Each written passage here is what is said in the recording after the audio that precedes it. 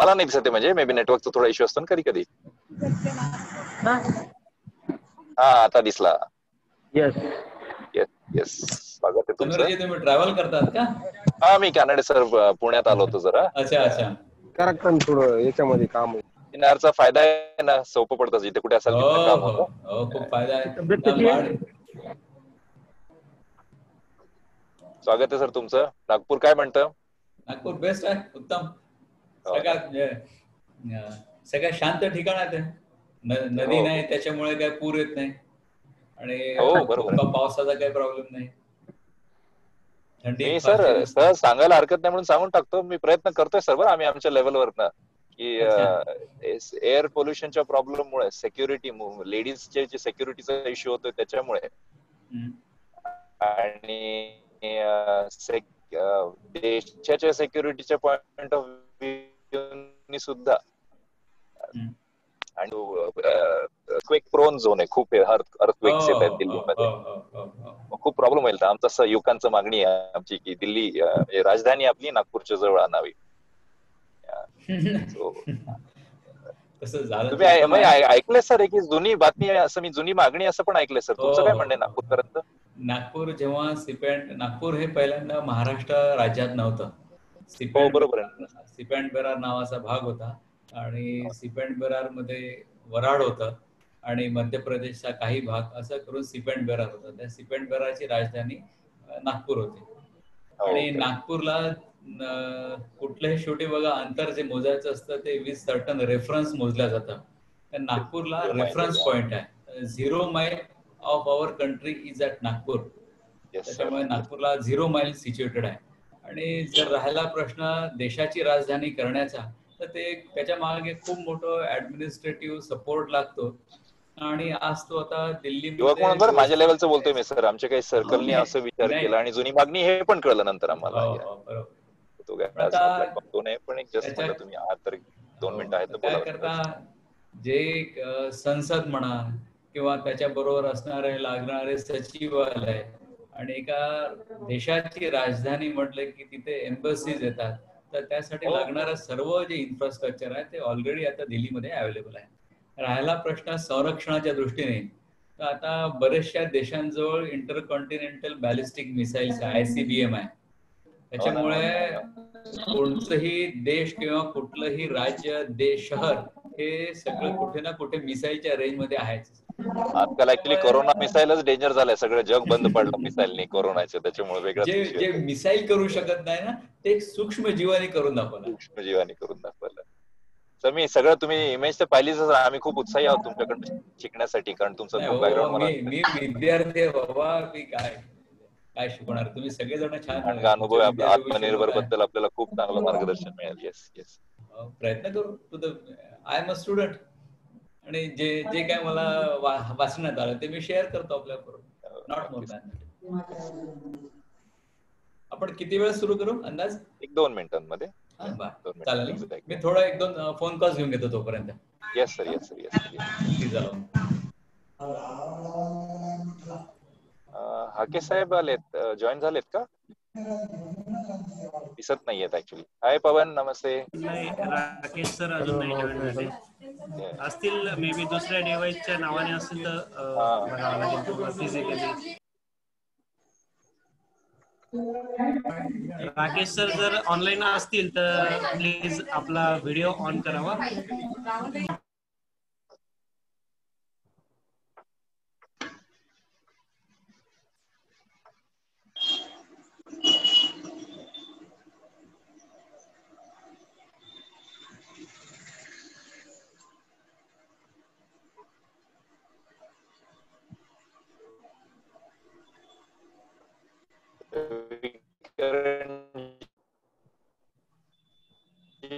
नमस्कार.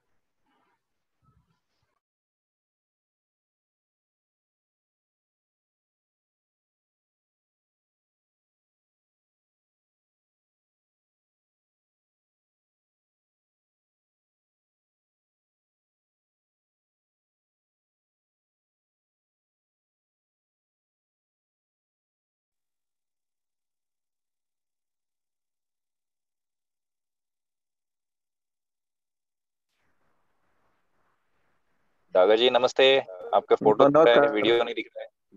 नमस्कार नमस्कार सर. देकर जी नमस्कार, लातूर वरनं स्वागत आहे तुमचं परभणी जिल्हा कॉन्फरन्स साठी. आमचे मार्गदर्शक सहसंयोजक राज्यातल्या आपल्या भाजपा उद्योग आघाडीचे. सुधीरजी आवाज येतोय ना तुम्हाला? हा येतो येतो. थँक्यू. लातूरची छान झाली सर आपली कॉन्फरन्स. खूप छान होय. मेहनत घेतली तुम्हा सगळ्यांनी. हा येस सर. शिकायला मिळालं आम्हाला तुमच्याकडनं खूप. Yes sir. एकच मिनिटात आपण सुरू करूया. हाके साहेब दिसत नाही मला. लॉग इन व्हायला इश्यू होतोय काय त्यात? कारण ते मला बोलले की आमचे जिल्हा अध्यक्ष जे आहेत त्याचे व्यापारी महासंघाचे की थोडस लॉग इनचा इश्यू वाटतोय त्यांना.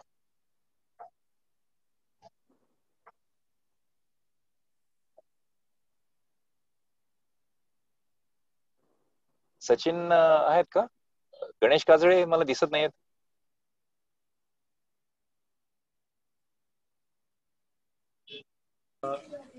सचिन सर पण सध्या ऑनलाईन नाहीत आपल्या. आणि दुसरे सर गणेश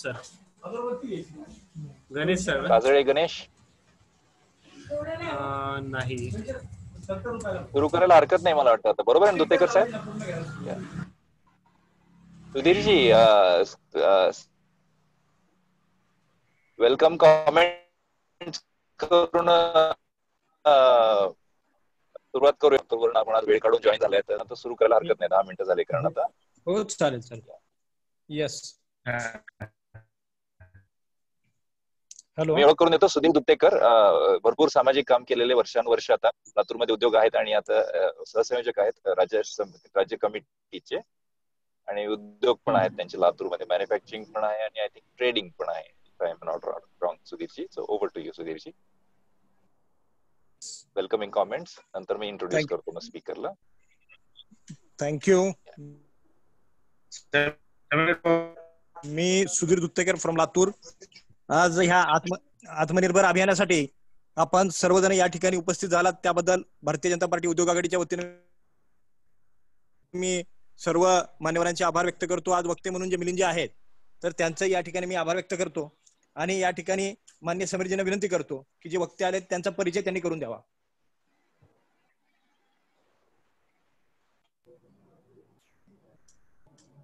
नक्की. Yes sir. मी जसं मला आज छान वाटतंय की परभणी जिल्ह्यासाठी आपण कॉन्फरन्स घेतोय आणि आपल्या प्रदेशाध्यक्ष चंद्रकांत पाटीलजी, विरोधी पक्षनेते देवेंद्र फडणवीसजी आणि आमचे प्रदेशाध्यक्ष उद्योग आघाडीचे प्रदीप पेशकारजी की जे नाशिक मधून असतात, यांच्या माध्यमातून राज्यभरामध्ये हे सगळं ऑर्गनाईज होतंय. आणि यातनं आपल्याला प्रत्येक जिल्ह्यामध्ये त्या जिल्ह्यासाठी जिल्हा फोकस कसा विकास करता येईल याचा हा प्रयत्न आहे. आणि 1 डिस्ट्रिक्ट 1 प्रॉडक्ट किंवा या सगळ्या संकल्पना आहेत. आणि इनफॅक्ट आज कानडे सर आपल्याला फार डिटेल्स माहिती देतीलच.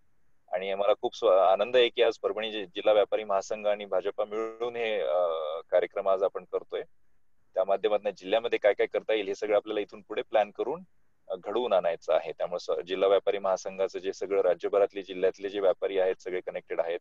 प्रदीप वाकोडकरजी यांच्या माध्यमातून MIDC असोसिएशन परभणीची ती पण कनेक्टेड आहे. तर आता आपल्याला मार्गदर्शन ऐकणं खूप इगर आहे मी, कारण सरांशी बोलता बोलता मला त्यांच्याबद्दलचे जे काय ऐकण्यात आलं तेच मी शेवटी इमेज मध्ये लिहून टाकून दिलं तुमच्या परमिशननी मिलिंदजी, की तुम्ही 200 मोठे उद्योग कारखाने या पद्धतीचे उभे करण्यामध्ये ऍज अ CA तुमचा खूप मोठा रोल होता. आणि मला आज ऑडियन्सला सगळ्यात महत्वाची गोष्ट सांगावीशी वाटते की उद्योग नुसतं उभे करणे काहीतरी करून हे कदाचित होऊन जातं, पण त्याला टिकवणे आणि योग्य उद्देशाने उद्योग उभे राहावेत हे मिलिंदजींनी घडवून आणलेत. 195 200 पैकी 195 आज ते उभे आहेत आणि चांगले रन करत आहेत. तर या माध्यमातून आज आत्मनिर्भर अभियान संकल्पना काय आहे, याचं महत्व काय आहे, आणि हे पुढच्या काही 30-35 मिनिटांमध्ये आपण सुधीर या सर्वजण ऑडियन्स मधूनच मिलिंदजींकडनं शिकून घेऊया संधी काय आहेत. तर मी आता फारसा वेळ न दडवता मी लगेच मिलिंदजींकडनं इगरली ऐकण्यासाठी खूप इगर आहे आणि सर्वांचं मी परत एकदा ऑडियन्सचं पण स्वागत करतो.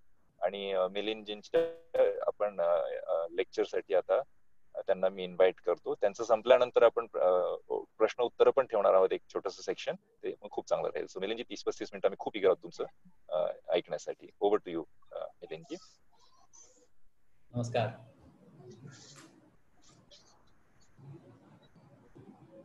धन्यवाद समीरजी. भारतीय संस्कृतीचे राजदूत आणि भारतीय जनसंघाचे संस्थापक सदस्य पंडित दीनदयालजी उपाध्याय, राष्ट्रपिता महात्मा गांधी, लाल बहादूर शास्त्री यांच्या पावन स्मृतीला अभिवादन करून मी सुरुवात करतो. ज्यांच्या मार्गदर्शनाखाली हा आजचा कार्यक्रम संपन्न होतोय असे महाराष्ट्र भाजपाचे प्रदेशाध्यक्ष चंद्रकांत दादा पाटील, उपाध्यक्ष माधवरावजी भंडारी, संघटन मंत्री विजयरावजी पुराणिक, उद्योग आघाडीचे अध्यक्ष प्रदीपजी पेशकार, परभणीचे गणेशजी काजळे, समीरजी दुधगावकर, सुधीरजी धुतेकर, परभणी जिल्हा व्यापारी महासंघाचे सूर्यकांतजी हाके, सचिनजी आंबिलवादे, नितीनजी वट्टमवार आणि सर्वात महत्वाचे म्हणजे MIDC इंडस्ट्रीज असोसिएशनचे उपस्थित असलेले इथे आमचे पदाधिकारी. या वेबिनारला जे सगळे जण सामील झाल्यात त्यांचं मनापासून मी स्वागत करतो. आणि हा जो आठवडाभर कार्यक्रम सुरू आहे म्हणजे 25 सप्टेंबर पासनं दीनदयालजींच्या जयंतीपासनं ते गांधीजींच्या, लाल बहादूर शास्त्रीजींच्या जयंतीपर्यंत जे विशेष कार्यक्रम होतात आहे त्या सर्वांच्या निमित्ताने आज आपल्याशी मला जुळता आलं, आपल्याशी मला बोलता आलं, याच्याबद्दल मला अतिशय आनंद आहे. आज गांधी जयंती. आता गांधी जयंती म्हटलं की स्वदेशी, स्वावलंबन, साधेपणा, स्वच्छता या बाबी गांधीजींना प्रिय होत्या. गांधीजींची प्रतिमा आपल्या डोळ्यासमोर आली की लगेच चरखा आणि सूतकताई आपल्या लक्षात येते. चरख्याने आपल्याला स्वातंत्र्य मिळालं का? चरखा हे स्वावलंबनाचं प्रतीक होतं.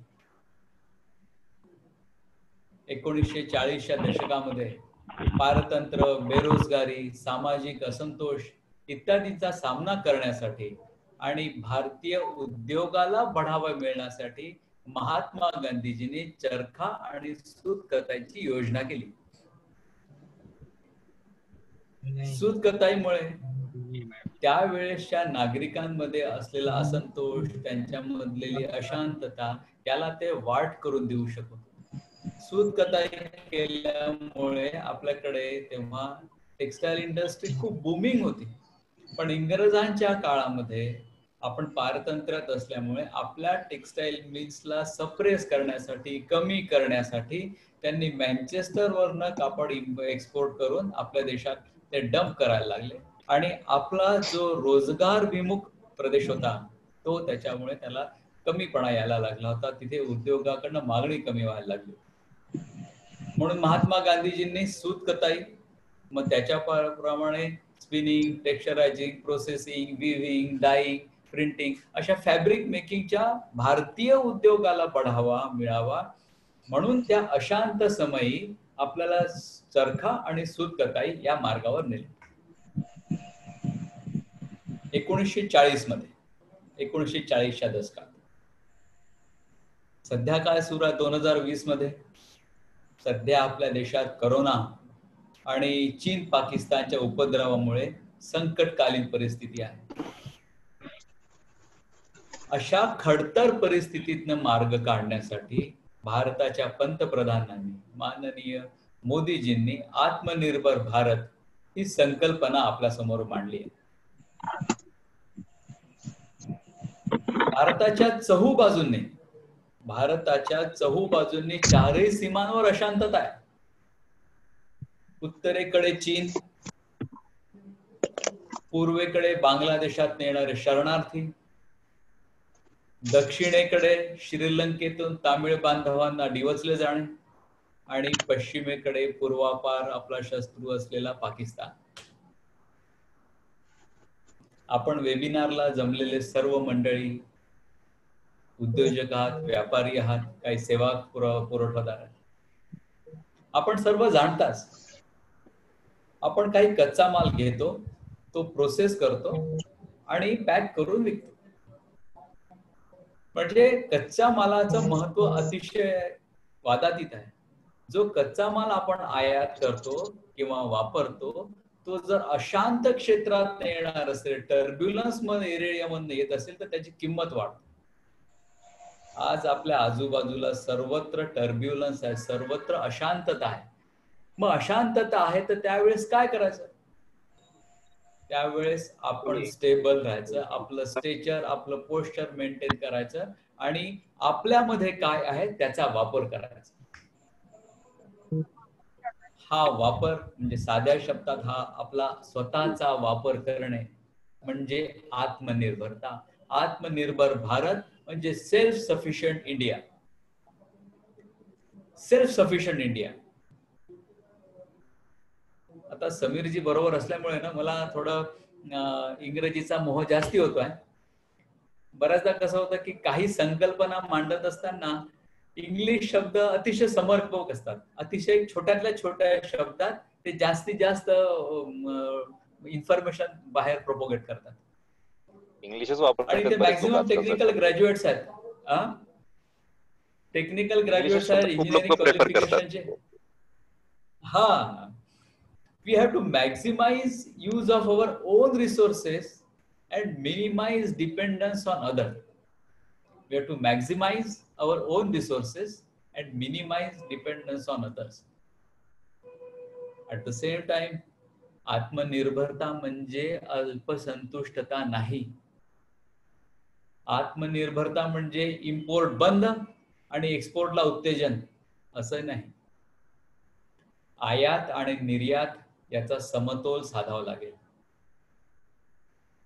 ज्या क्षणी आपल्या भारत देशाने वर्ल्ड ट्रेड ऑर्गनायझेशन किंवा general agreement on trade and tariff sign केला, आपण त्या करारामध्ये पूर्ण जगाशी आपण बांधल्या गेलो.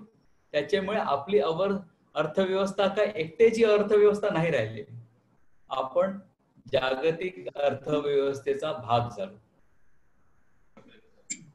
या करोना महामारीच्या काळामध्ये चीनच्या उपद्रवाच्या पार्श्वभूमीवर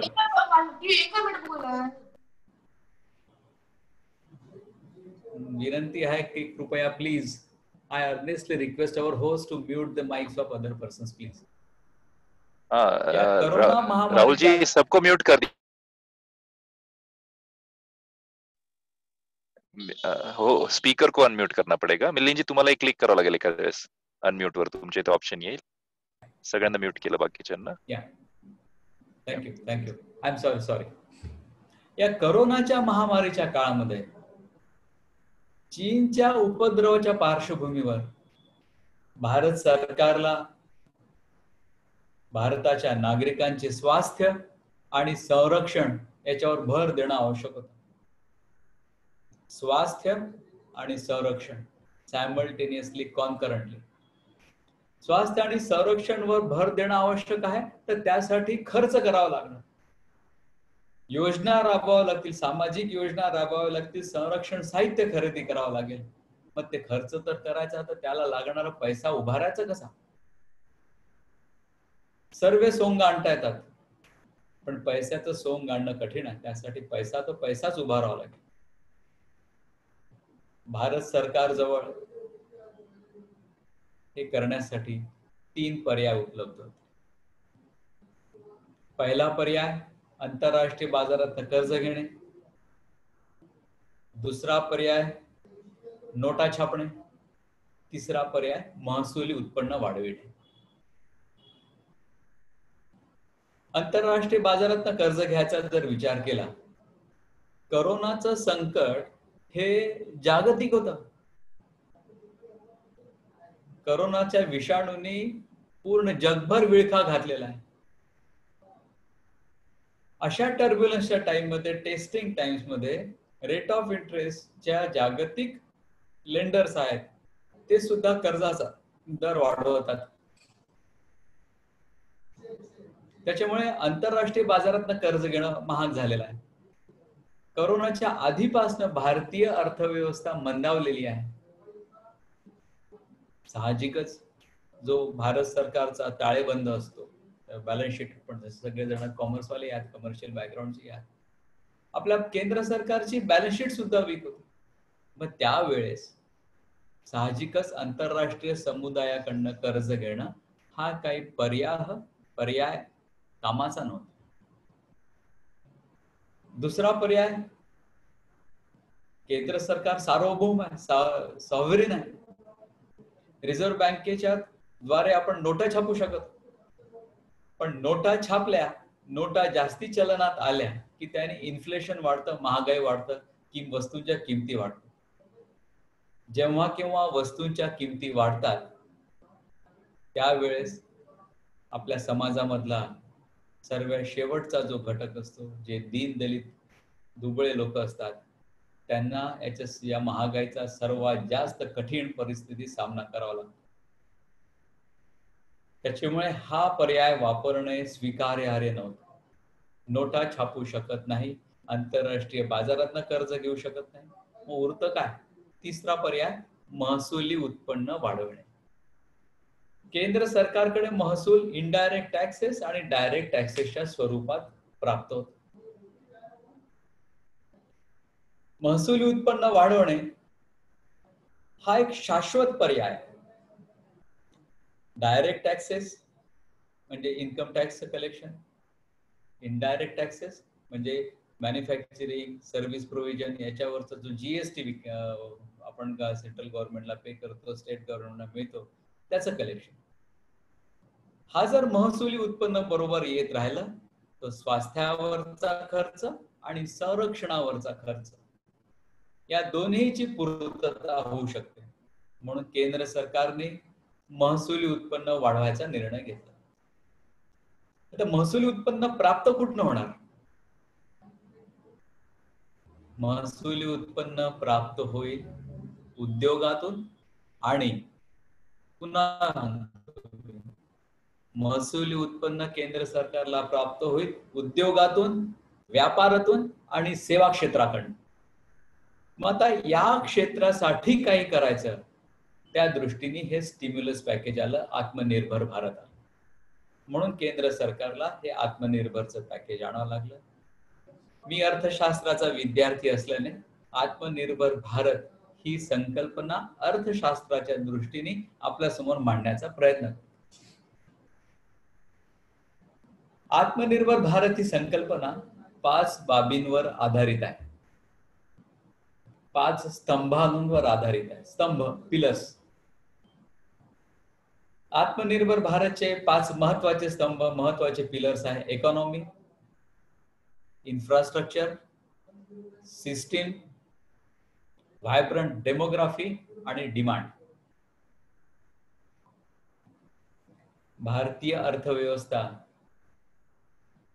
ही शेतीप्रधान अर्थव्यवस्था आहे. आपण आपल्यासाठी, स्वतःसाठी तर पिकवतोच आणि निर्यात क्षम सुद्धा आहोत. आपल्या शेतकरी अर्थव्यवस्था, आपल्या अर्थव्यवस्थेचा दुसरा महत्वाचा घटक आहे उद्योग, व्यापार आणि सेवा क्षेत्र. या महत्वाच्या विषयावरच मी बोलणार आहे जास्त. नंतर आपल्याकडे असलेलं इन्फ्रास्ट्रक्चर, पायाभूत सुविधा, त्याच्यामध्ये रस्ते, रोड, डॅम्स, ब्रिजेस येतात.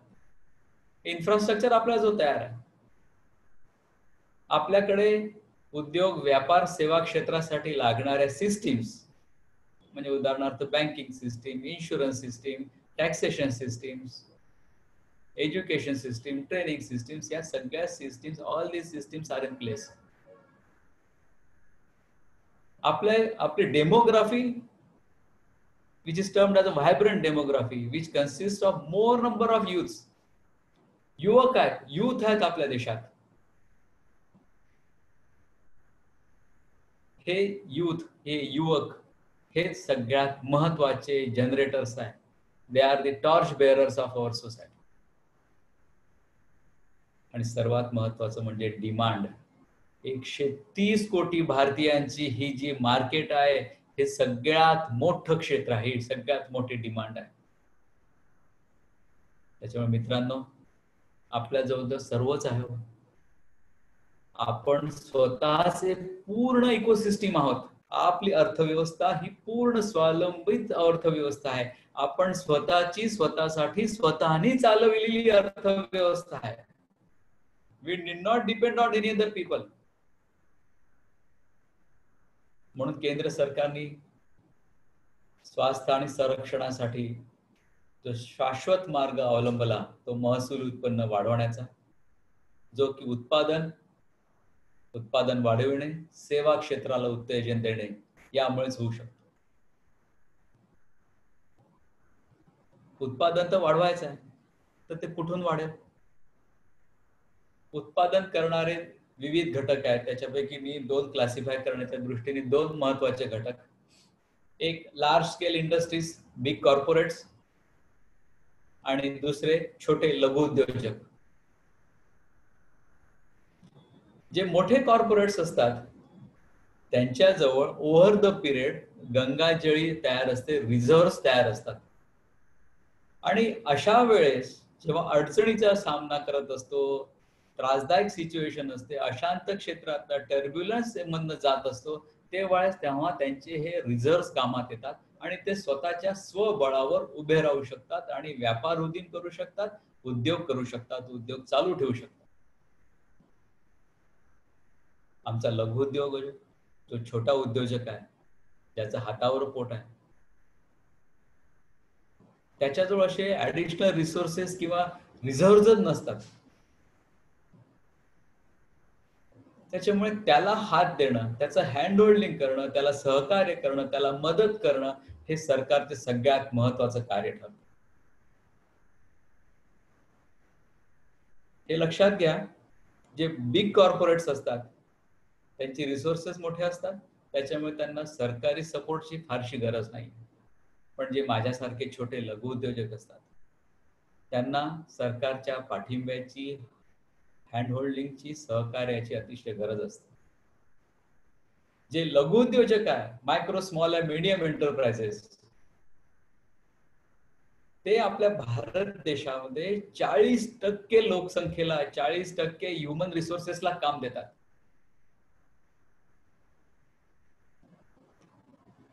दुसरं महत्वाची बाब,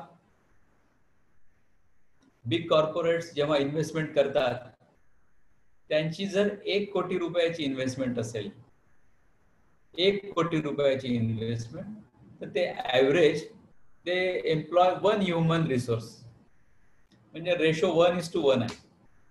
1 कोटीची इन्व्हेस्टमेंट, तर शक्यतो 1 व्यक्ती कामावर राहतो. या उलट जो micro, small and medium enterprises वाला असतो, जो उद्योजक असतो, तो जेव्हा 1 कोटी रुपये इन्व्हेस्टमेंट करतो, तेव्हा तो 10 लोकांना कामाला ठेवतो. म्हणजे याचा रेशो आहे 1:10. भारताची एवढी मोठी लोकसंख्या, जे सेक्टर पालन पोषण करतं, ते आहे micro, small and medium enterprises.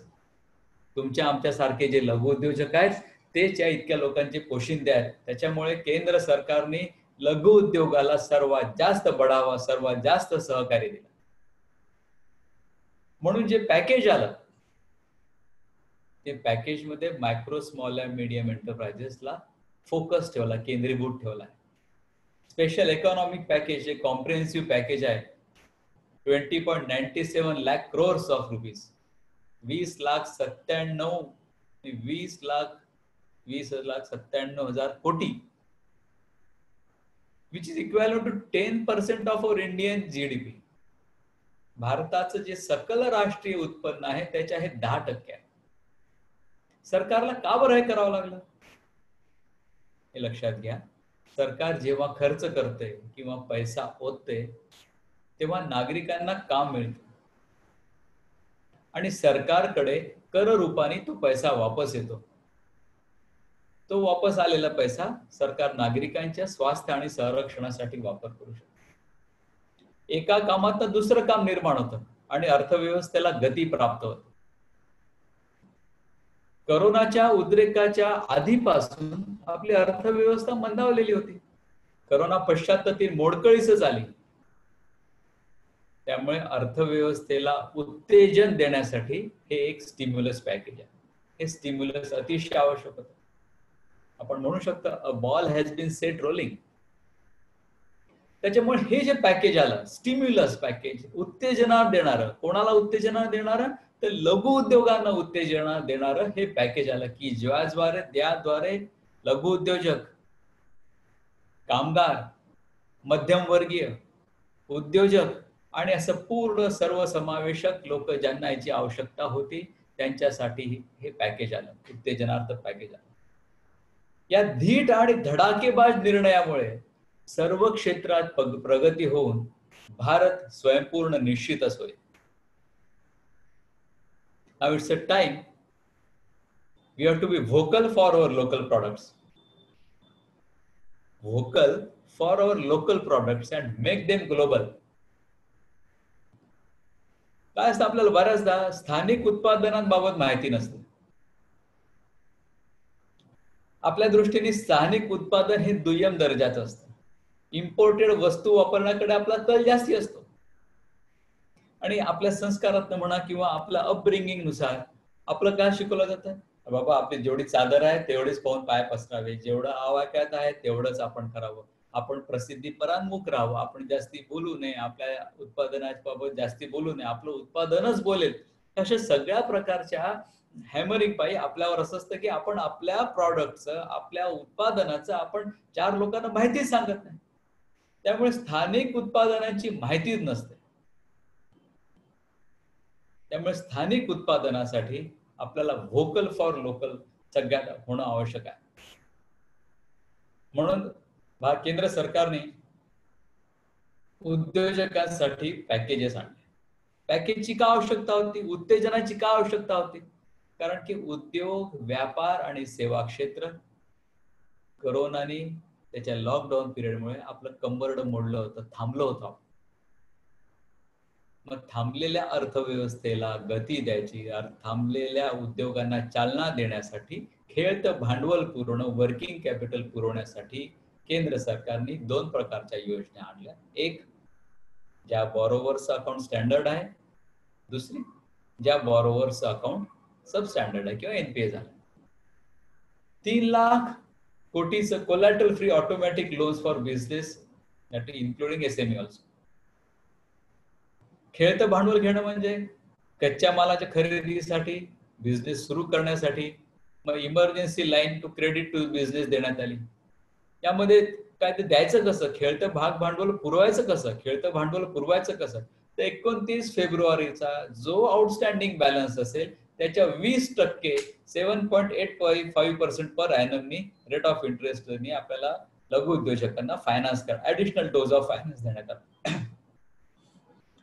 बॉरोवर्स ज्यांचं 25 कोटीच्या खाली आउटस्टँडिंग आहे अशा कर्जदारांना, अशा बॉरोवर्सना आणि ज्यांचा टर्नओव्हर 100 कोटीच्या खाली आहे अशा बॉरोवर्ससाठी ही स्कीम होती. Please excuse me.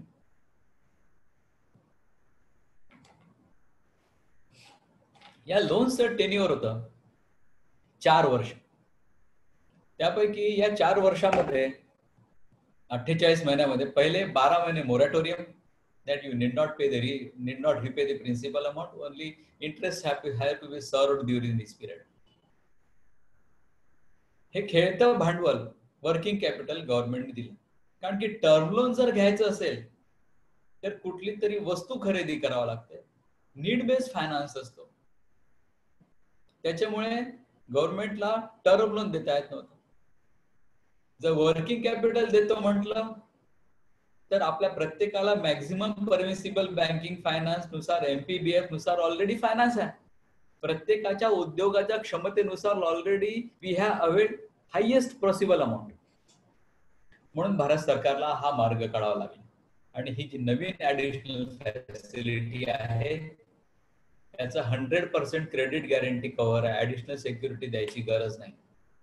ज्या काही माझ्या मित्रांनी हे कर्ज घेतलं असेल आणि ज्यांनी नसेल घेतलं त्यांनी 31 ऑक्टोबर 2020 पर्यंत हे जरूर घ्यावं. याच्याकरता काही गॅरंटी नाही, काही फ्रेश कोलॅटरल सिक्युरिटी द्यायची गरज नाही.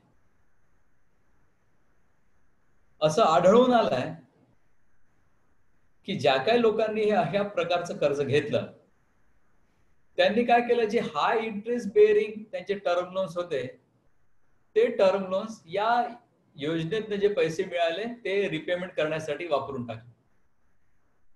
हे चूक आहे. आपल्याला खेळतं भांडवल आपला व्यवसाय सुरू ठेवण्यासाठी आपल्याला हे ऍडिशनल कर्ज दिलेलं आहे, तर आपण ते टर्म लोन रिपेमेंट करता वापरायला नको. टर्म लोन रिपेमेंटला करताना वापरल्यामुळे आपलं खेळतं भांडवलच कमी राहिलं. पुन्हा आपण व्यवसायाची उमेदवारी वाढवू शकत नाही. त्याच्यामुळे तुमचे बँकर्सने तुम्हाला जर असं काही सुचवलं तर माझ्या प्रिय मित्रांनो, ते टर्म लोन रिपेमेंट साठी वापरू नका. तुमचं खेळतं भांडवल वर्किंग कॅपिटल साठीच ते वापरा. सध्या आपण ऑक्टोबर महिन्यात आहोत, ड्यू डेट एक्सटेंडेड आहे, बॅलन्स शीट फायनलायझेशनचे हे दिवस आहेत. मी आपण सर्वांचं लक्ष वेधू इच्छितो. या वर्षीची 20 मार्चची बॅलन्स शीट फायनल करत असताना आपला करंट रेशो, आपले डेट इक्विटी रेशो हे विदिन नॉर्म्सच राहू द्या. कारण हे लक्षात घ्या, जे फॅसिलिटी आज आपण अवेल केली आहे ती मार्च 2021च्या बॅलन्स शीट मध्ये पोर्ट्रे होणार आहे, तिथे दिसणार आहे. आणि आपल्या ऑडिटर महोदयांना, आपल्या चार्टर्ड अकाउंटंटना सांगा, त्यांना विनंती करा की या लोन मध्ये 12 महिन्याचं मोरॅटोरियम आहे. कारण की जे प्रिन्सिपल रिपेमेंटचा पोर्शन असतो जो 12 महिन्याच्या आत देय असतो तो करंट लायबिलिटी म्हणून वेगळा दाखवावा लागतो. त्याच्यामुळे करंट लायबिलिटी वाढते. करंट लायबिलिटी वाढलं की करंट रेशो खाली येतो. करंट रेशो खाली आला की आपलं क्रेडिट रेटिंग वरती जातं. क्रेडिट रेटिंग वर गेलं की म्हणजे क्रेडिट रेटिंग खराब झालं तर त्या क्षणी आपल्याला जो रेट ऑफ इंटरेस्ट चार्ज होतो तो सुद्धा वाढतो. त्याच्यामुळे आपला रेट ऑफ इंटरेस्ट वाढू नये म्हणून आपण उद्योजकांनी, व्यापाऱ्यांनी आणि सर्व सेवा देणाऱ्यांनी आपण लक्षात ठेवलं पाहिजे की आपल्या बॅलन्स शीट फायनल करताना सजग राहा.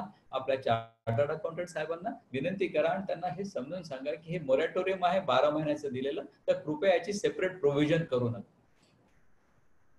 या व्यतिरिक्त काही नॅशनलाइज बँका जे लोन आउटस्टँडिंग आहे त्याच्यावर तर त्यांनी 20% दिलंच, त्या व्यतिरिक्त जे बुक डेट्स आउटस्टँडिंग होते त्या बुक डेट्स वर सुद्धा 10% फायनान्स केलेला आहे. याला म्हणतात त्या योजनेअंतर्गत कोविड इमर्जन्सी सपोर्ट स्कीम. ही पहिली योजना मी सांगितली ही होती स्टँडर्ड अकाउंट साठी, की ज्या उत्पादकाचं, ज्या व्यापाऱ्याचं, ज्या सर्व्हिस प्रोव्हायडरचं अकाउंट स्टँडर्ड आहे. पण त्याचबरोबर असे आमचे काही उद्योजक असतात, काही व्यापारी असतात, काही सर्व्हिस प्रोव्हायडर्स असतात की ज्यांचे अकाउंट सबस्टँडर्ड असते, NP असतं.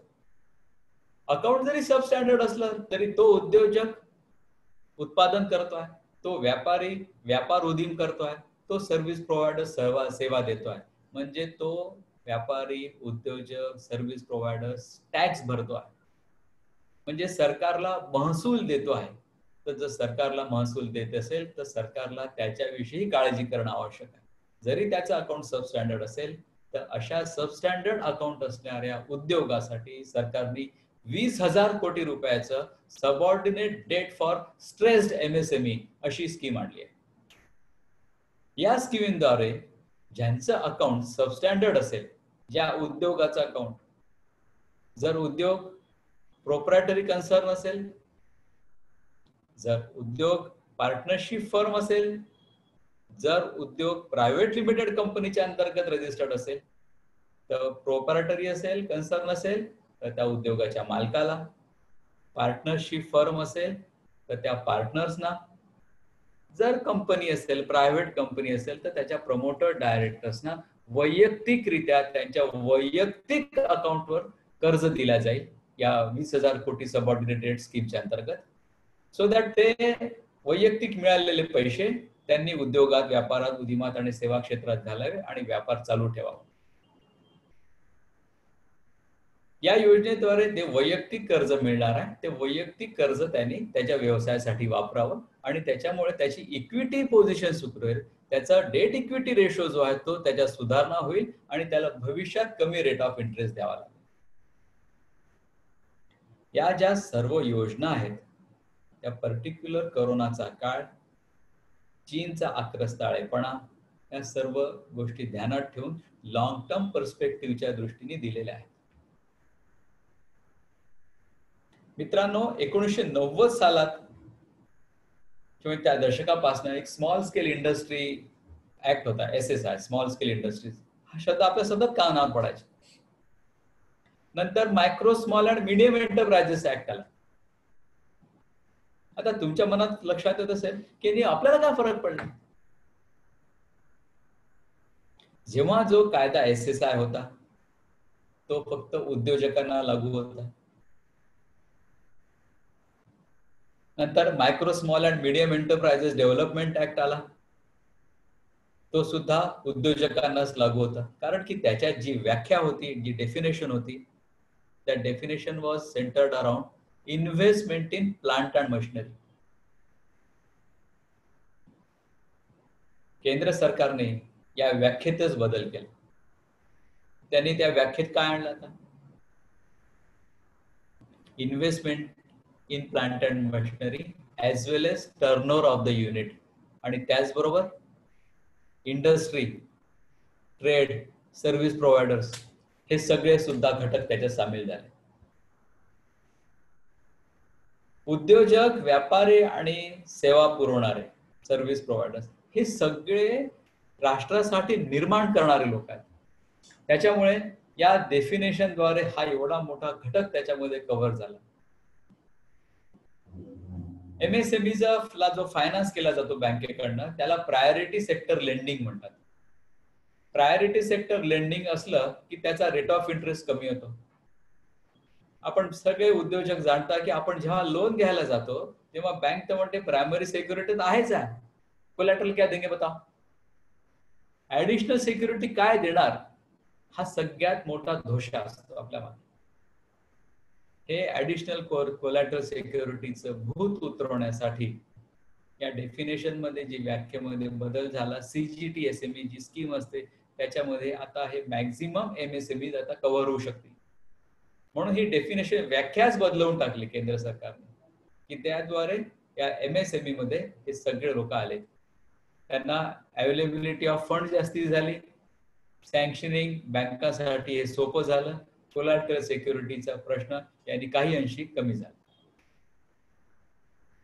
स्थानिक उद्योगाला वाव मिळावा, जास्तीत जास्त अपॉर्च्युनिटी मिळाव्या म्हणून 200 कोटी पर्यंत जे टेंडर्स असतात, जे ग्लोबल टेंडर्स आधी सरकार काढायचे किंवा अशी रचना होती की ज्याच्यामध्ये 200 कोटीच्या पर्यंतचे टेंडर्स असले, 50 कोटीच्या वरचे टेंडर्स असले की त्याला ग्लोबल टेंडर करावं लागायचं, कॉम्पिटिशन व्हावी म्हणून.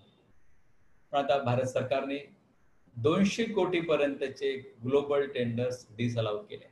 त्याच्यामुळे 200 कोटी पर्यंतचे टर्नओव्हर साठी आपल्या भारतीय कंपन्या, आपल्या स्थानिक कंपन्या, आपले स्थानिक उद्योजकच आता क्वालिफाय होते. या व्यतिरिक्त micro small and medium enterprises साठी एम्प्लॉईज प्रॉव्हिडंट फंड, वर्कर्सचा प्रॉव्हिडंट फंड, EPFचं कॉन्ट्रीब्युशन या गोष्टीमध्ये सोयी करण्यात आल्या. 45,000 कोटीचं पार्शल क्रेडिट गॅरंटी स्कीम करण्यात आली. 90,000 कोटी रुपये डिस्कॉम साठी इन्फ्युजन करण्यात आले. डिस्कॉम म्हणजे डिस्ट्रीब्युशन कंपनी. बघा, आपण जेव्हा विजेचा वापर करतो तर ही वीज पॉवर जनरेशन कंपनी तयार करते, ट्रान्समिशन कंपनी ट्रान्समिट करते, डिस्ट्रीब्युशन कंपनी आपल्या घरापर्यंत पोहोचवते.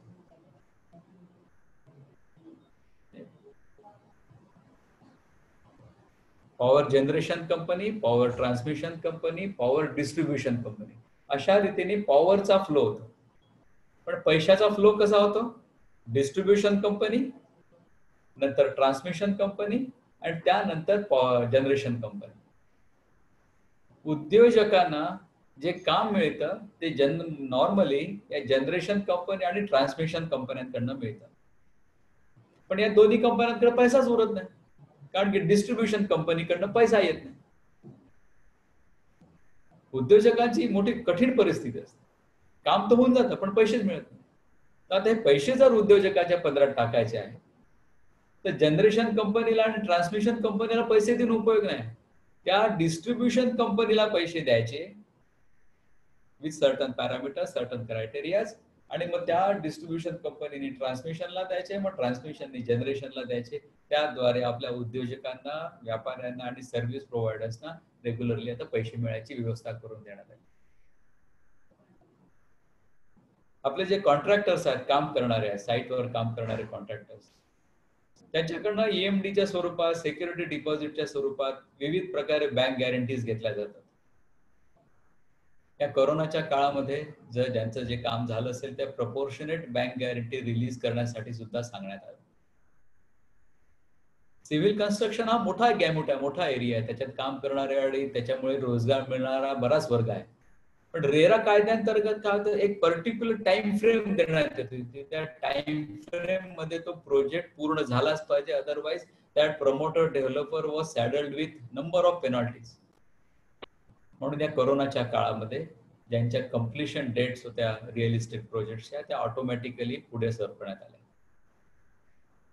इन्कम टॅक्स मधल्या TDS TCS साठी त्याचे रेट्स कमी करण्यात आले. विविध स्टॅच्युटरी क्लिअरन्स आणि कम्प्लायन्स असतात, इन्कम टॅक्स, GST आणि कंपनी लॉच्या अंतर्गत त्याच्या ड्यू डेट एक्सटेंड करण्यात आल्या. अशा प्रकारच्या बऱ्याच गोष्टी त्या छोट्या छोट्या स्तरावर मायक्रो, स्मॉल आणि इंटर याच्यासाठी वापरण्यात आले. एक महत्वाचं सांगायचं राहून गेलं,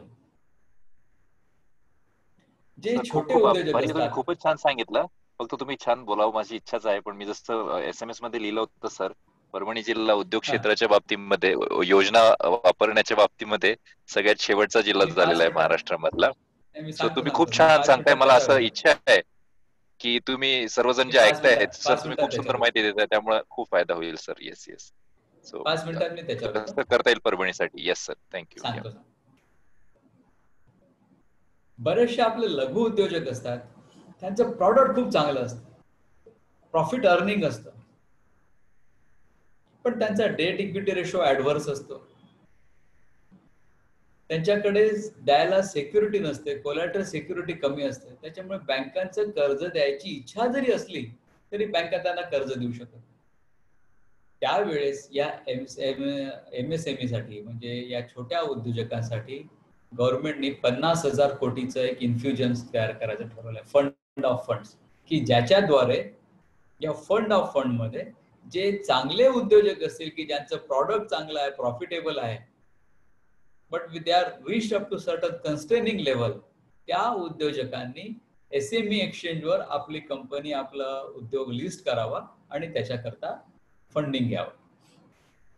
अशा प्रकारच्या या योजना भारत सरकारने या आत्मनिर्भर पॅकेज अंतर्गत आपल्या समोर दिलेल्या आहेत. बऱ्याचशा योजना या ऍग्रिकल्चरल आणि फूड प्रॉडक्टच्या दृष्टीने सुद्धा लाभदायक आहेत. नुकतंच गव्हर्नमेंटनी फार्म बिल मध्ये जे काही अमेंडमेंट्स आल्यात त्यापायी पूर्ण भारतभर काहूर उठलेला आहे. तो का सध्याचा माझा सांगण्याचा विषय नाही. लेबर लॉज मध्ये बऱ्याचशा चेंजेस केले आहेत. जे 29 लेबर कायदे होते, आपण उद्योजकांनी, व्यापाऱ्यांनी, सेवा प्रोव्हायडर्सनी, सर्व्हिस प्रोव्हायडर्सनी आपण आपलं काम करायचं की हे नुसतं खरडे घाशी करत बसायचं? ईज ऑफ डुईंग बिझनेस नावाचा काही प्रकार तर अस्तित्वात असला पाहिजे. म्हणून केंद्र शासनाने जे 29 लेबर लॉज आहेत, त्या 29 लेबर लॉजला 4 लेबर कोड्स मध्ये आता सामावून घेतला आहे. त्याच्यामुळे सुटसुटीतरित्या आपण काम करू शकू आणि ईज ऑफ डुईंग बिझनेस करू शकू. मला वाटतं मी आत्मनिर्भरच्या संदर्भात हे जे थोडं बहुत मला सांगायचं होतं ते मी आता आपल्यापर्यंत पोहोचवायचा प्रयत्न केला. आता समीरजींनी जे मध्ये सांगितलं, मध्ये काय 2-4 दिवसांपासून माझं त्यांच्याशी इंटरॅक्शन सुरू आहे, त्यांच्या बोलण्यात 2-3दा असा विषय आला की परभणी जिल्ह्याचं उद्योगाच्या दृष्टीने वाढवणे किंवा काय, त्यांनी काय क्रमवारी सांगितली, त्याच्यात क्रमवारीमध्ये मागे आहे. माझ्या दृष्टीने केंद्राच्या योजना अंमलबजावणीच्या बाबतीमध्ये सर, केंद्राच्या योजनाच्या अंमलबजावणीच्या बाबतीमध्ये सगळ्यात शेवटचा जिल्हा महाराष्ट्रात. बरोबर. समीरजी, केंद्राच्या योजनेची जी अंमलबजावणी करायची आहे,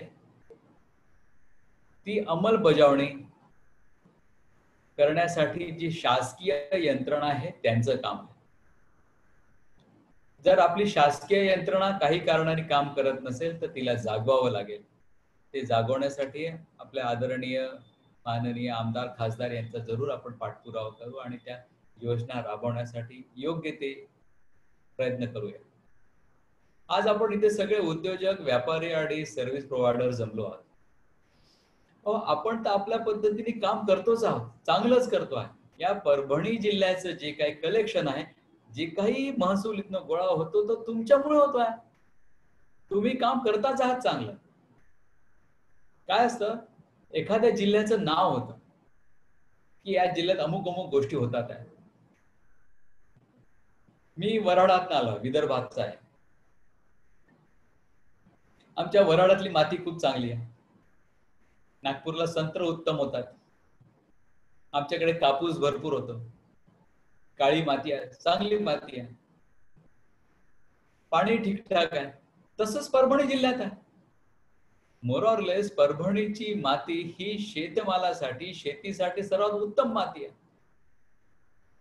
आता असं बघण्यात आलं, जे भारतभर फिरण्यामध्ये असं लक्षात आलंय, ज्या ठिकाणची माती सुपीक असते, खूप चांगली असते, तिथल्या लोकांना फारसे श्रम करावे लागत.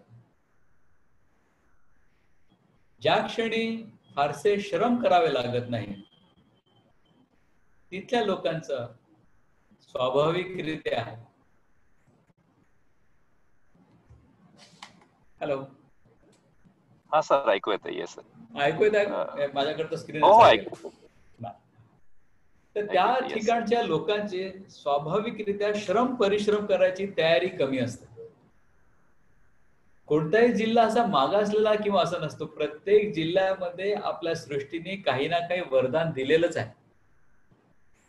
त्या वरदानाद्वारे आपल्याला या गोष्टी सगळ्या साध्य होणारच आहेत. परभणी जिल्हा अंमलबजावणीमध्ये मागे आहे, पण परभणी जिल्ह्याचे नागरिक, आपण उद्योजक हे उत्तमच आहात. तर why do you worry about that? आणि प्रत्येक आपण जे उद्योजक आहात, जर आपले व्यापारी असतील, परभणीचे व्यापारी असतील, तर त्यांनी ज्या क्षेत्रात उद्योग खूप चालू आहेत, उदाहरणार्थ मुंबई, पुणे, नगर, तुमच्या जवळचा जो कोणता भाग असेल परभणी जिल्ह्याशी, जिथली तुमची ॲफिनिटी आहे, तुम्ही आज ज्या गोष्टीचा व्यापार करत आहात, ट्रेडिंग करत आहात, त्या गोष्टी तुम्ही मॅन्युफॅक्चर करायचा प्रयत्न करा. त्या दृष्टीने आपलं उद्योगशीलता वाढता येऊ शकते.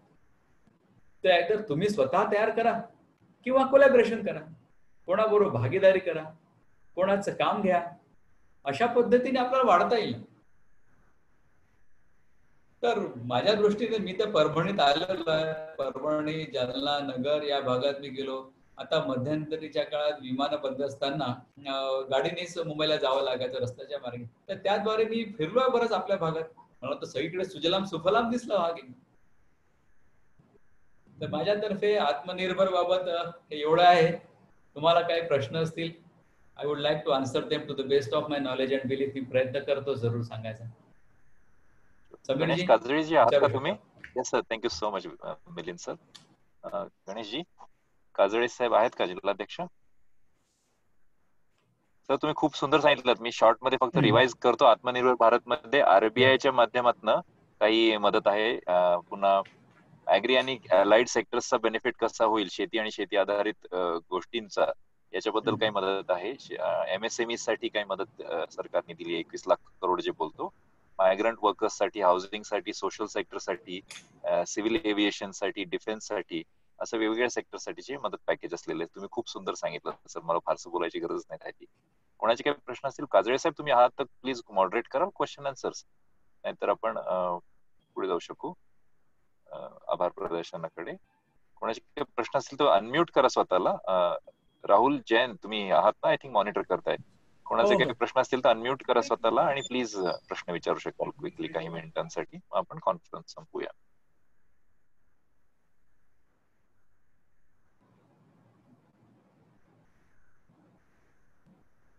प्रश्न तुम्ही विचारा, नाही तर मी विचारतो. मी वर्गात शिकवत असताना माझ्या विद्यार्थ्यांना मी असंच म्हणतो की मग पुढे येऊन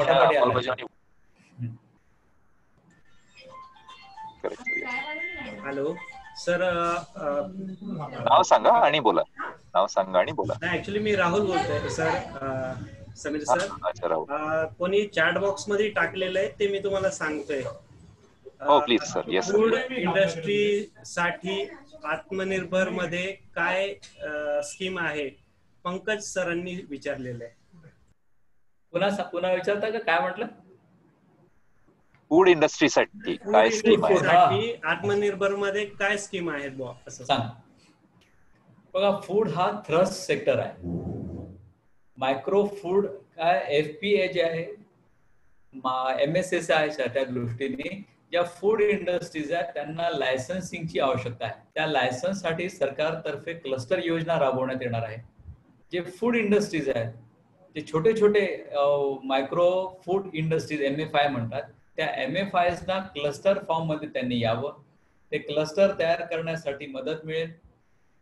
FSSAI जे फूड सर्व्हिस सेफ्टी काय, तुम्हाला नॉर्म फॉर्म पूर्ण आठवत नाही त्याचा, तर त्या ऑर्गनायझेशन कडे रजिस्ट्रेशन साठी प्रोसेस मधनं त्यांना मदत केल्या जाईल. यासाठी तुम्ही ministry of food processing of India या वेबसाईटवर जा. तुमचं जर फूड युनिट असेल तर तुम्ही त्यांच्याकडे रजिस्टर करून घ्या आणि त्याच्याकडनं तुमच्याकडे मदतीचा ओघ तयार होईल. तसं परभणी जिल्ह्यामध्ये मी जेव्हा आलो होतो तर या सगळे फूड सेक्टर रिलेटेड क्लस्टर काहीतरी फॉर्मेशनची तयारी चालू आहे. तर हे फूड क्लस्टर हे सगळ्या ठिकाणी उपयोगाची गोष्ट आहे. याच्यामध्ये खूप योजना आहेत. तुम्ही ज्या आत्मनिर्भरच्या साईटवर जा, मी तुम्हाला समीर सरांच्या थ्रू वेबसाईट हे पाठवतो. तुम्ही त्या वेबसाईटवर जा, तिथे लॉग इन करा, रजिस्टर करा. तुम्हाला तुमच्या योजना तुमच्या प्रॉडक्ट नुसारच माहिती मिळेल. आता यांचं प्रॉडक्ट काय आहे मला एक्झॅक्ट माहिती नाही. रुरल बेस मध्ये तुमचं प्रॉडक्ट काय मला सांगा, मी त्यानुसार सांगायचा प्रयत्न करतो.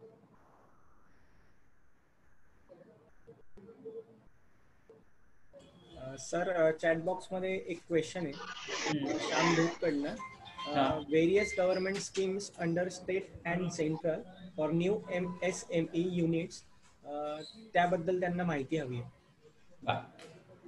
नवीन स्कीम्स म्हणजे यांना अपेक्षित असावं पॅकेज स्कीम ऑफ इन्सेंटिव्ह, म्हणजे त्यांना काय सबसिडीच्या काय योजना आहेत का याबाबतची त्यांना माहिती हवी असेल. तर महाराष्ट्र राज्यातर्फे पॅकेज स्कीम ऑफ इन्सेंटिव्ह 2014-2019 या सध्या अंमलात असलेल्या योजना आहेत. पॅकेज स्कीम ऑफ इन्सेंटिव्ह प्रत्येक जिल्ह्याचं डिस्ट्रिक्ट इंडस्ट्री सेंटर यासाठी कोऑर्डिनेटिंग एजन्सी म्हणून काम करतं. तर या डिस्ट्रिक्ट एजन्सीकडे जायचं किंवा DIDI.NIC या साईटवर जायचं, आपलं युनिट रजिस्टर करायचं. आपल्याकडे जे SSI रजिस्ट्रेशन, MSMEचं रजिस्ट्रेशन सर्टिफिकेट किंवा उद्योग आधार असेल तर त्याद्वारे लॉग इन करायचं. महाराष्ट्र गव्हर्नमेंटचं पोर्टल आहे मैत्री नावाचं, त्या मैत्री नावाच्या पोर्टलवर लॉग इन करायचं आणि या सगळ्या पॅकेज स्कीम ऑफ इन्सेंटिव्ह मध्ये आपण जितकं land building plant and machinery मध्ये इन्व्हेस्टमेंट करतो त्यानुसार आपल्याला इन्सेंटिव्ह दिल्या जातात, त्याला सबसिडी या स्वरूपात. ही सबसिडी 2 प्रकारे डिस्ट्रीब्यूट केली जाते. ती ग्रांट मिळते आणि आपण जेवढा GST भरतो त्याच्या स्वरूपात ते पुढचे 5 वर्ष टप्प्याटप्प्याने पैसे आपल्याला सरकारकडून मिळतात. अजून चॅट बॉक्स मध्ये तर 2च क्वेश्चन होते. अजून कोणाला अच्छा. क्वेश्चन असतील तर त्यांनी आपले माईक अनम्यूट करून क्वेश्चन विचारला तरी चालेल.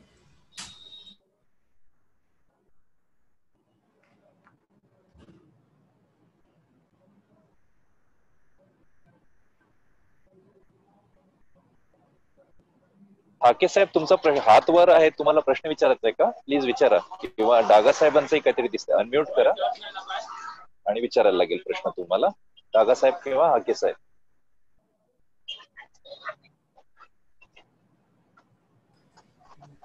मी इकडून आज टू अनम्यूट हा, करतो. अनम्यूट झालंय डागा साहेबांचं. अनम्यूट करा डागा साहेबांचं. अनम्यूट होत नव्हता म्हणून मी प्रश्न विचारू शकत नव्हतो. कानडे साहेब, अतिशय सुंदर बोलले तुम्ही आणि तुमचे खूप खूप आभारी आहोत. माझी एक विनंती अशी होती की आता तुम्ही ज्या गोष्टी ज्या सांगितलेल्या आहेत त्या प्रॅक्टिकली आता इम्प्लिमेंट करण्यासाठी आमचे उद्योजक नक्कीच आकृष्ट होतील. परंतु जर त्यांना काही त्रास झाला, कठीणाई झाली तर तुमच्याशी कॉन्टॅक्ट करण्यासाठी तुमचा संपर्क नंबर दिला तर बरं राहील. आपण नोट करू शकत असाल तर नोट करा Yes, किंवा मी yes, समीरजींना yes. पाठवतो. माझा नाही, yes, सेल फोन नंबर आहे 7875 7875 007 007. ओके, 7875007007.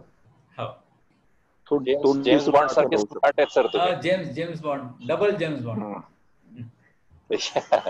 खूप खूप धन्यवाद सर. धन्यवाद साहब. पवन, आपका सवाल था कुछ? पवन पुरोहित. पवन जी अनम्यूट करें अपने आप को. पवन जी क्लिक करो, अनम्यूट पे क्लिक करो पवन, आपके स्क्रीन पे अनम्यूट आएगा. हाँ, right, go ahead sir. Kanade sir, आपका स्पीच बहुत अच्छा था, आपका गाइडेंस भी बहुत अच्छा रहा. भविष्य में भी हमें जब भी जरूरत गिरेंगे हम समर जी से संपर्क में रह के आपका मार्गदर्शन जरूर लेंगे. भाई साहब, जरूर. कानडे सर, मुझे एक बात ये कहनी है, जो अभी कोविड का जो उन्होंने 20% सीसी के हिसाब से जो भी एडिशनल दिया है, तो उसके लिए अभी आपका कहना है कि उसे कोई एडिशनल सिक्योरिटी देने की जरूरत नहीं है, जबकि बैंकर्स ऐसा कह रहे हैं कि जो आपका पहले जो कोलेटरल दिया हुआ है उसमें उसे एक्सटेंशन ऑफ मॉर्गेज उसमें देना पड़ेगा. क्या ये सही है? बराबर.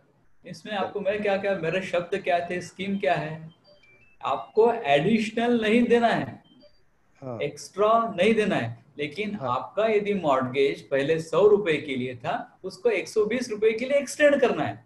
नई सिक्योरिटी देना नहीं है. जो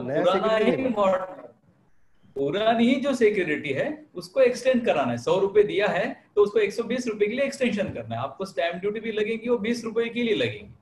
ओके, 20% के लिए लगेगी. आपको कौन सा यूनिट है? नहीं, मेरा एक ट्रेडिंग बिजनेस का था. अच्छा, चलेगा सर, थैंक यू. कुछ दिक्कत आती है तो जरूर बताइए.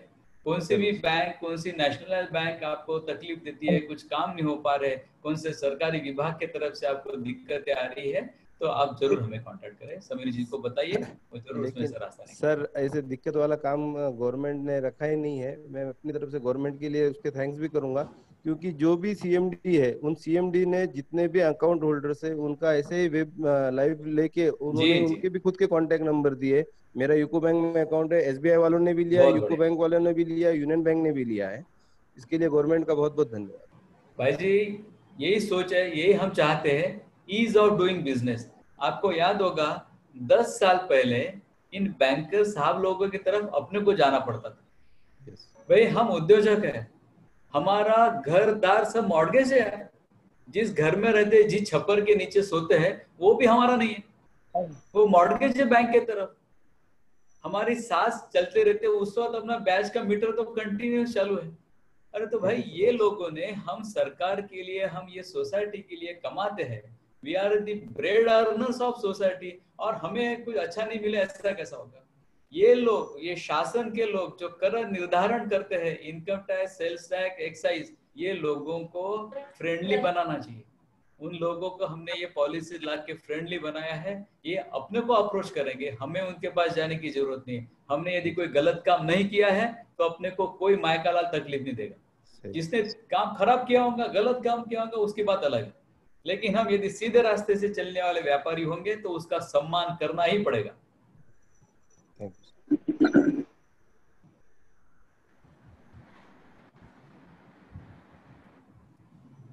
समीर जी, हेलो. हॅलो. हा हा, बोला बोला साहेब, बोला. समीरजी, हॅलो. हा हा, आता अनम्यूट झालो ना मी? हो हो. आवाज येतो माझा? सर बर बर. नमस्कार. नमस्कार, मी परभणी जिल्हा व्यापारी महासंघाचा अध्यक्ष आहे. नमस्कार नमस्कार कानडे साहेब. साहेब. नमस्कार राकेश साहेब. मी सर्वप्रथम तुमचं स्वागत करायचं होतं, पण ते नाही नाही, काही माझा हरकत नाही नेटचा सर. प्रॉब्लेम होता. नाही नाही, काही हरकत त्यामुळे आता नाही मी साहेब. परभणी जिल्हा व्यापारी महासंघाच्या वतीनं अगोदर तुमचं स्वागत करतो आणि उपस्थित सर्व धन्यवाद साहेब, धन्यवाद. ठिकाणचे व्यापारी बंधू, उद्योजक उपस्थित झालेले आहेत, त्यांचे या ठिकाणी स्वागत करतो. आणि विशेषतः समीर यांनी जे इथं संयोजक पद स्वीकारलं हो. त्यात त्यांचे स्वागत करतो. आणि आमची जी जिल्हा आघाडी आहे भाजपची, काजळे सर, हा. त्यांचे या ठिकाणी अभिनंदन स्वागत करतो. आणि कानडे साहेब, तुम्ही अतिशय चांगलं मार्गदर्शन केलेलं आहे, त्याबद्दल तुमच्या या ठिकाणी महासंघाच्या वतीनं अभिनंदन करतो. आणि आपण आता जे काही पॅकेज संदर्भात माहिती दिली, कोविड असेल किंवा आत्मनिर्भर संदर्भात, पण आम्ही थोडा ट्रेड व्यापारी आहोत. ट्रेड व्यापारा संदर्भामध्ये पॅकेज मध्ये काही जास्त ट्रेड व्यापाराला काही फायदा होईल असं काही त्यात थोडं आढळलेलं नाहीये. उदाहरणार्थ 6-6 महिने आता बाजार बंद राहिला, त्या व्यापारामध्ये वीज बिल असेल किंवा त्याचे भाड्याचे प्रश्न असतील, त्याचे नोकऱ्याचे पगार असतील, 6 महिन्यापासून पेढी बंद राहणं, त्याच्यावर जो भुर्जण झालेला आहे, त्या संदर्भामध्ये पॅकेज मध्ये काही दिसलेलं नाहीये. त्याबद्दल काय सांगाल? साहेब तुम्ही म्हणतात ट्रेड व्यापाराबद्दल. व्यापार बद्दल बघा, आपण जसं आता सांगतो मी हाकेसर, मी माझ्या वतीने to the best of my knowledge हा सांगायचा प्रयत्न करतो. आपण पूर्णतः त्याच्या मताशी सहमत असालच असं नाही, मी माझ्यातर्फे सांगतो, प्रयत्न करतो. हो हो. बघा, आपण व्यापार करतो, एक वस्तू खरेदी करतो आणि ती विकतो. उद्योजक कच्चा माल घेतो, प्रोसेस करतो, तयार करतो आणि विकतो. हे सगळे लोक व्हॅल्यू ऍडिशन करतात आणि त्या व्हॅल्यू ऍडिशन वर सरकारकडे कर जमावतात. जेव्हा व्हॅल्यू ऍडिशन जितकी जास्ती तितकी सरकारला कर जास्ती मिळतो. आणि त्याच्यावर अवलंबून किती लोक आहे सरकार ते बघत असतं. म्हणजे आज उद्या जेव्हा तुम्ही परभणी जिल्हा व्यापारी संघाचे विचारवरनं जर तुम्ही परभणी जिल्ह्याचे प्रमुख व्हाल, जिल्हा व्यापारी व्यापार नाही, पूर्ण परभणी जिल्हा, तर परभणी जिल्ह्याच्या 30 लाख लोकांचा ज्यांना विचार करावा लागेल, त्या तुम्ही पहिले विचार कराल की 30 लाखांपैकी सर्वात गरज कोणाला आहे. त्या गरज असणाऱ्या व्यक्तीला, जे अंत्योदय आहे, last pan in the line, त्याचा पहिल्यांदा विचार करावा लागतो. त्याच्याकडे पहिल्यांदा रसद पोहोचवावी लागते. त्याच्याकडे रसद पोहोचवली तर त्याच्या जेवणा खाण्याचा प्रश्न हा फक्त निकाली काढायचा आहे. त्याच्या ऍडिशनल गोष्टीची जबाबदारी सरकार नाही घेऊ शकणार. तसंच व्यापारी हा नॉर्मल केसमध्ये साहेब, माझी जी काय माहिती आहे त्यानुसार व्यापारी वर्ग हा त्यातल्या त्या सधन वर्ग असतो. व्यापारी वर्ग सधन असतो. जरूर आहे, मला जाणीव आहे त्याची. त्यांना इलेक्ट्रिसिटी बिल भरावं लागलं, त्यांना भाडं भरावं लागलं, टू सर्टन एक्सटेंट नोकरांचे पगार द्यावे लागले. पण सर असं आहे की जो आपल्या घरी जसं एक मूल असतं, ज्या मुलाला वीक असतं, जे त्याचा आहार कमी असतो, आई त्या मुलाला जास्ती भरवायचा प्रयत्न करते. जो मुलगा मोठा असतो, हट्टाकट्टा असतो, त्याला त्या मानाने कमी मिळतं. तर तसंच आपण ज्या समाजात वावरत असतो साहेब, तर तेव्हा व्यापारी हा चांगला वर्ग आहे, जो थोडा सशक्त वर्ग आहे, त्याला याच्या जरूर नाही दिल्या गेलं. आणि सगळ्यात महत्वाचं म्हणजे हे जे पॅकेज आहे, मी वारंवार सांगत आलो, याच्यामध्ये या डेफिनेशनच जेव्हा बदलली, त्या डेफिनेशन मध्ये उद्योगाबरोबर व्यापार सुद्धा आणण्यात आलेला आहे. उद्योग आणि व्यापार म्हणून नॅशनलाइज बँकेने जे आता 20% जे लोन डिस्बर्स केले, त्यामध्ये व्यापाऱ्यांना सुद्धा दिलेला आहे साहेब. आता इलेक्ट्रिसिटी बिल आणि आपलं भाडं द्यावं लागलं, याबाबत दिलगिरी याच्यामध्ये ऍडिशनल काही करू शकेल असं गव्हर्नमेंट वाटत नाही, पण आपण जरूर निवेदन द्या, पण प्रयत्न करूया त्यावर पाठवायचा. ओके, धन्यवाद.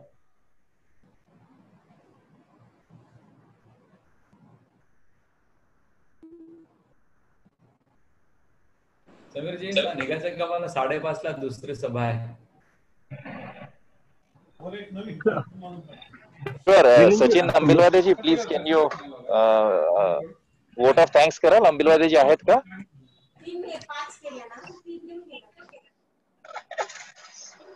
पवन can you vote of thanks? किंवा अध्यक्ष साहेब, हाके साहेब, तुम्ही वोट ऑफ थँक्स केलं तरी चालेल, सर्वांचे आभार मानले तर.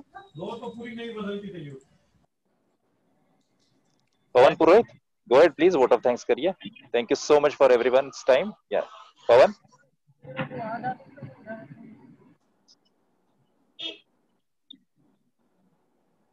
चला, मीच तुम्हा सर्वांचे आभार मानतोय. दुसरे बोलू शकत नाही, समोर काही टेक्निकल इश्यू असेल. खूप खूप आभारी आहे, तुम्ही सर्वांनी वेळ दिला. खूप छान मार्गदर्शन दिलं कानडे सर तुम्ही, आणि ऑडियन्सचे पण आभार. आपण आता परभणी खूप पुढे घेऊन जाऊया. थँक्यू सो मच सगळ्यांच्या वेळेसाठी. संपर्कात राहूया. धन्यवाद सर.